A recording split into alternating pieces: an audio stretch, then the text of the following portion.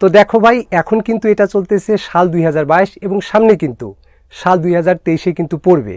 তো এই 2022 সালে ইউটিউবে কি পরিমাণে আপডেট এসেছে এবং ইউটিউব কি পরিমাণে আপডেট হয়েছে সেটা কিন্তু আপনারা প্রত্যেকেই জানেন। তো এই আপডেটের উপর ভিত্তি করেই কিন্তু আজকের এই যে ভিডিওটা কিন্তু বানানো।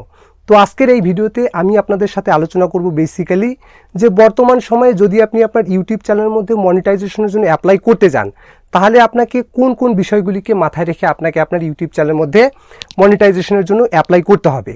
কারণ দেখুন ভাই, এখনকার বর্তমান সময়ে যদি আপনি ইউটিউবের মনিটাইজেশনের যে সিস্টেমগুলো, সেই সমস্ত সিস্টেম যদি আপনি সুন্দরভাবে ফলো না করে আপনার ইউটিউব চ্যানেলের মধ্যে মনিটাইজেশনের জন্য অ্যাপ্লাই করতে যান, তাহলে দেখা যাবে কিন্তু আপনি বিভিন্ন সমস্যায় পড়ে আপনার ইউটিউব চ্যানেলের যে মনিটাইজেশনটা সেটাকে কিন্তু আপনি করতে পারবেন না, বা ইউটিউবের সেকেন্ড স্টেপ বলেন বা থার্ড স্টেপে গিয়ে কিন্তু আপনি কিন্তু বিভিন্ন সমস্যার সম্মুখীন হতে পারেন।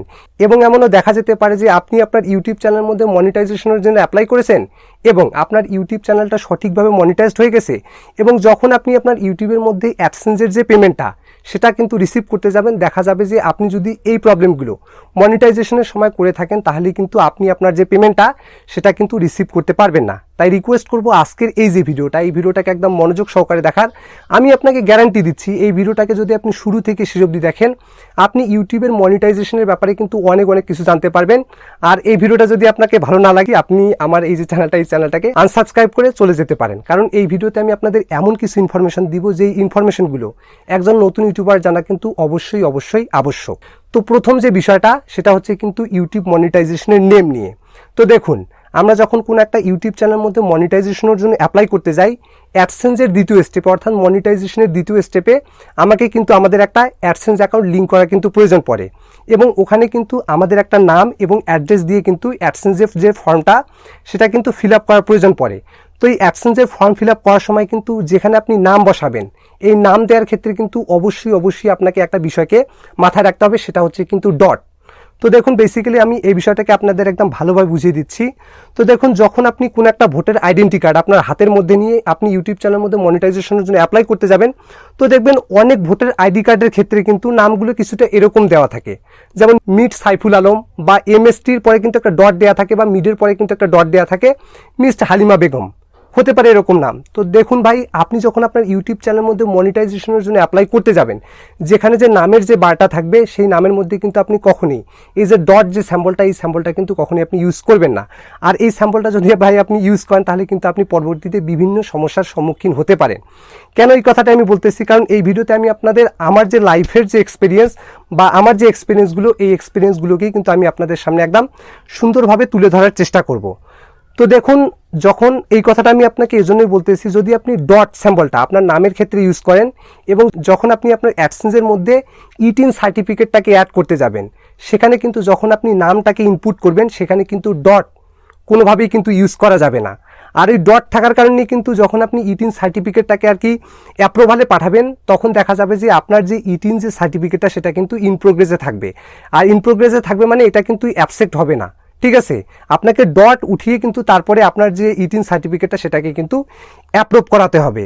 আর আপনারা প্রত্যেকেই জানেন যে এখনকার বর্তমান সময়ে আপনি যদি আপনার ইউটিউব চ্যানেল থেকে পেমেন্ট তুলতে চান, তাহলে অবশ্যই আপনাকে কিন্তু ইটিন যে সার্টিফিকেটটা বা যে ট্যাক্স ইনফরমেশনটা এটা কিন্তু অবশ্যই আপনাকে সাবমিট করতে হবে। এবং 2 নাম্বার যে বিষয়টা সেটা হচ্ছে কিন্তু অ্যাডসেন্স অ্যাকাউন্টের ক্ষেত্রে। তো যখন আপনি আপনার ইউটিউব চ্যানেলের মধ্যে একটা অ্যাডসেন্স অ্যাকাউন্ট লিঙ্ক করতে যাবেন, তখন কিন্তু আপনাকে এই যে এই বিষয়টাই কিন্তু অবশ্যই মাথায় রাখতে হবে ভাই। যদি আপনি এই বিষয়টাকে মাথায় না রেখে আপনি আপনার ইউটিউব চ্যানেলের মধ্যে একটা অ্যাডসেন্স অ্যাকাউন্ট লিঙ্ক করতে যান, সেক্ষেত্রে কিন্তু দেখা যেতে পারে আপনি বিভিন্ন সমস্যার সম্মুখীন হতে পারেন, এবং আপনার যে অ্যাডসেন্সের যে সেকেন্ড স্টেপটা, এই স্টেপে কিন্তু ডিসঅ্যাপ্রুভ আসতে পারে। তো দেখুন ভাই, যখন আপনি আপনার ইউটিউব চ্যানেলের মধ্যে মনিটাইজেশনের জন্য অ্যাপ্লাই করতে যাবেন, আপনি কিন্তু আপনার যে জিমেলের মাধ্যমে অ্যাডসেন্স অ্যাকাউন্ট আপনি তৈরি করতে চাচ্ছেন, সেই জিমেলটাকে আপনি অবশ্যই কিন্তু একবার চেক করে দেখবেন যে ওই জিমেলের মধ্যে আগে কোনো এক্সিস্টিং অ্যাকাউন্ট তৈরি করা আছে কিনা। তো এটা চেক করার জন্য আপনি সিম্পলি এখানে অ্যাডসেন্স লিখে সার্চ করবেন, দেন এই অপশনের উপর ক্লিক করে আপনার যে জিমেলটা সেটাকে আপনি সিলেক্ট করে দিবেন। এখানে যদি আপনার কাছে ঠিক এরকম একটা পেজ আসে, যেখানে যদি বলা হয় যে এখানে কান্ট্রি সিলেক্ট করতে বলা হয়, তাহলে আপনি বুঝবেন যে এই যে জিমেলটার মধ্যে কোনো অ্যাডসেন্স অ্যাকাউন্ট আগে থেকে খোলা নেই। বাট আপনার কাছে যদি আপনি এই যে অ্যাডসেন্সের লগ ইন পেজে আসার পর যদি আপনার কাছে ঠিক এরকম একটা পেজ শো করায়, তাহলে কিন্তু ভাই আপনাকে বুঝতে হবে আপনার যে ওই জিমেলের মধ্যে কিন্তু আগে থেকেই একটা এক্সিস্টিং অ্যাকাউন্ট রয়েছে, মানে আপনার আগে থেকে একটা অ্যাডসেন্স অ্যাকাউন্ট তৈরি করা রয়েছে। আর ওই বিষয়টা কনফার্ম হওয়ার পরেই কিন্তু আপনি ওই জিমেলের মধ্যে অ্যাডসেন্স অ্যাকাউন্ট তৈরি করতে যাবেন, কারণ অ্যাডসেন্সের পলিসিতে এটাই বলা হয়েছে যে one user can use one AdSense, মানে একজন ব্যক্তি শুধুমাত্র একটা অ্যাডসেন্স অ্যাকাউন্টই কিন্তু ব্যবহার করতে পারে। তো যদি আপনার অ্যাডসেন্সের জিমেলের মধ্যে আগে কোনো অ্যাডসেন্স অ্যাকাউন্ট তৈরি করা না থাকে, সেক্ষেত্রে আপনি ওই জিমেলটাকে নিঃসন্দেহে সিলেক্ট করতে পারেন। কারণ অনেকেই আমি দেখেছি যাদের ইউটিউবে কিন্তু আগে থেকে একটা অ্যাডসেন্স অ্যাকাউন্ট রয়েছে, তারপর তারা করে কি ওই সেম জিমেলটা দিয়ে যখন আর একটা অ্যাডসেন্স অ্যাকাউন্ট ক্রিয়েট করতে যায়, তখন কিন্তু তাদের সামনে ঠিক এরকম একটা এরর চলে আসে। এখানে ক্লিয়ারলি লিখে দেওয়া থাকে your associate AdSense account was disapproved, this may due to an existing account, অর্থাৎ তার জিমেলের মধ্যে আগে থেকে কিন্তু একটা অ্যাডসেন্স অ্যাকাউন্ট রয়েছে, যার কারণে কিন্তু এরকম একটা ইরর চলে আসতে পারে। মানে মদ্দা কথা হচ্ছে, আপনি যেই জিমেলের মধ্য দিয়ে অ্যাডসেন্স অ্যাকাউন্ট তৈরি করতে চাচ্ছেন বা সামনে লিঙ্ক করতে চাচ্ছেন, সেই জিমেলটাকে কিন্তু আপনি অবশ্যই চেক করে দেখবেন, এভাবে যেভাবে আমি বললাম, ঠিক আছে? ওইভাবে চেক করার পর কনফার্ম হয়ে নেবেন। যদি আগে থেকে অ্যাডসেন্স অ্যাকাউন্ট তৈরি করা না থাকে, সেক্ষেত্রে আপনি ওই জিমেলের মধ্যে নাম এবং অ্যাড্রেস দিয়ে একটা অ্যাডসেন্স অ্যাকাউন্ট তৈরি করে সেই জিমেলটাকে কিন্তু আপনি অ্যাডসেন্সের সাথে লিঙ্ক করে দিতে পারেন।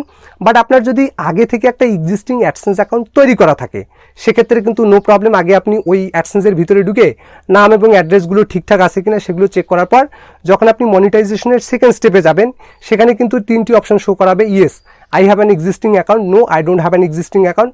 তো সেখান থেকে এরপরে একটা অপশন দেওয়া থাকে আই ডোন্ট নো। তো এখান থেকে আপনি উপরে yes I have an existing account এই অপশনটাকে ক্লিক করার পর আপনার যে জিমেলের মধ্যে আগে থেকে একটা এক্সিস্টিং অ্যাকাউন্ট রয়েছে, ওই জিমেলটাকে সিলেক্ট করে দিয়ে অ্যাবসেক্ট অ্যাসোসিয়েশনের উপর ক্লিক করে দিলেই কিন্তু আপনার যে অ্যাডসেন্সটা সেটা আগে তৈরি করা ছিল ওটা কিন্তু লিঙ্ক হয়ে যাবে। ঠিক আছে? এই বিষয়টাই কিন্তু মাথায় রাখতে হবে, কারণ একটা জিমেলের মধ্যে কিন্তু কখনোই দুইটা অ্যাডসেন্স অ্যাকাউন্ট তৈরি করা যায় না। তো আপনি যদি এই সমস্যায় পড়তে না চান, সেক্ষেত্রে কিন্তু আপনাকে এই যে বিষয়টা, এই বিষয়টা কিন্তু অবশ্যই আপনাকে মাথায় রাখতে হবে। এবং 3 নাম্বার যে বিষয়টা, সেটা হচ্ছে গিয়ে কি অ্যাডসেন্সের সেকেন্ড স্টেপ, অর্থাৎ যে স্টেপে অ্যাডসেন্স অ্যাকাউন্ট তৈরি করতে হয়, অর্থাৎ সেকেন্ড স্টেপে অনেকের ক্ষেত্রে দেখা যায় যে এই সেকেন্ড স্টেপটা ডান হতেই কিন্তু অনেক সময় লেগে যায়। আমি বেসিক্যালি লক্ষ্য করেছি কারো ক্ষেত্রে কিন্তু একদিনের মধ্যেই অ্যাডসেন্সের যে সেকেন্ড স্টেপটা সেটা কিন্তু ডান হয়ে যায়। আবার কারো ক্ষেত্রে দেখা যায় যে 6 থেকে 7 দিনও কিন্তু লেগে যায়, তারপরে কিন্তু গিয়ে অ্যাডসেন্সের সেকেন্ড স্টেপটা ডান হয়। তো অনেকের ক্ষেত্রে দেখা যায় গিয়ে অনেকে কিন্তু অস্থির হয়ে পড়ে যে আমার সেকেন্ড স্টেপ কেন ডান হচ্ছে না, সেকেন্ড স্টেপ কেন ডান হচ্ছে না। এই অস্থিরতার কারণে কিন্তু সে করে ফেলে কি বিভিন্ন ইউটিউবের টিউটোরিয়াল দেখে কিন্তু জিমেলের মধ্যে যে পেমেন্ট প্রোফাইলটা রয়েছে, সেই পেমেন্ট প্রোফাইলটা কিন্তু ডিলিট করে দিয়ে অ্যাডসেন্সটাকে কিন্তু ক্লোজ করে ফেলে, যার কারণে তাদের যে অ্যাডসেন্স রয়েছে, অ্যাডসেন্সের দ্বিতীয় স্টেপে কিন্তু পেমেন্ট মেথড মিসিং এরকম ধরনের কিন্তু ইরর চলে আসে। আর আমি মনে করি এই যে অপশনটা বা এই যে ফাংশনটা, এই ফাংশনটা কিন্তু রিমুভ করা ইউটিউবের মধ্যে সব থেকে কষ্টসাধ্য একটা বিষয়, খুব হার্ড একটা বিষয় এই বিষয়টাকে রিমুভ করা। তো আমি আপনাকে কখনোই রিকমেন্ড করবো না যে আপনি আপনার ইউটিউব চ্যানেলের মধ্যে যে পেমেন্ট প্রোফাইলটা রয়েছে সেই পেমেন্ট প্রোফাইলটাকে ডিলিট করুন বা আপনার যে অ্যাডসেন্স অ্যাকাউন্টটা সেই অ্যাডসেন্স অ্যাকাউন্টটাকে আপনি ক্লোজ করুন। আপনাকে এই বিষয়টাকে অবশ্যই মাথায় রাখতে হবে যে আপনার যে সেকেন্ড স্টেপটা, এটা কিন্তু বেসিক্যালি অনেকের ক্ষেত্রে অনেক সময় নিতে পারে, সেই সময়টুকু কিন্তু আপনাকে ইউটিউবকে দিতে হবে। যদি 6-7 দিন বা 1 মাস যাওয়ার পর যদি সেটা ডান না হয়, তাহলে আপনি ইউটিউবের সাথে কন্ট্যাক্ট করতে পারেন, কারণ এটা বেসিক্যালি 28 ডেজ কিন্তু নিয়ে থাকে, যেটা অ্যাডসেন্সের পলিসিতে বলা আছে। তো এই ভুলগুলো কিন্তু আপনি কখনই আপনার ইউটিউব চ্যানেলের মধ্যে যখন আপনি মনিটাইজেশনের জন্য অ্যাপ্লাই করতে যাবেন, এই ভুলগুলো কিন্তু কখনই করবেন না ভাই। কারণ একটা নতুন ইউটিউবারের পক্ষে একটা ইউটিউব চ্যানেলের মধ্যে 1000 সাবস্ক্রাইবার এবং 4000 ঘন্টা ওয়াচ টাইমটা কমপ্লিট করাটা কতটা কঠিন, সেটা কিন্তু আমি ভালোভাবেই জানি। তো এই হচ্ছে কমপ্লিট একটা বিষয়। তো ভিডিওটি যদি আপনার ভালো লেগে থাকে, তাহলে ভিডিওটিতে একটু লাইক করবেন, আর চ্যানেল নতুন হয়ে থাকলে চ্যানেলটিকে সাবস্ক্রাইব করবেন। Till then, take care and stay safe. এবং এই বিষয়গুলিকে অবশ্যই আপনি মাথায় রেখে তারপরে ইউটিউব চ্যানেলের মধ্যে মনিটাইজেশনের জন্য অ্যাপ্লাই করতে যাবেন।